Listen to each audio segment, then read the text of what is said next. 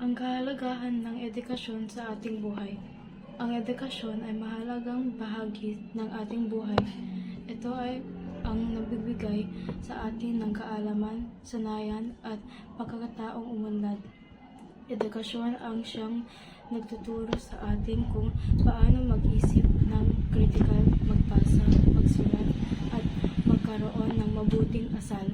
Mahalaga rin ito para sa pag-unlad ng lipunan at pagkakaroon ng mas magandang kinabukasan.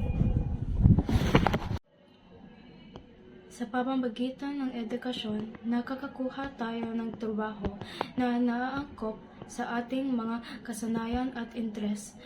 Nakakapagbigay rin ito sa atin ng pagkakataong makibahagi sa mga gawain at pang-komunidad. Ngunit hindi lahat ay may pantay na oportunidad upang makapag-aral, kaya mahalaga ang suporta ng gobyerno, guro, magulang at buong komunidad upang masigurong lahat ay may pagkakataong matuto.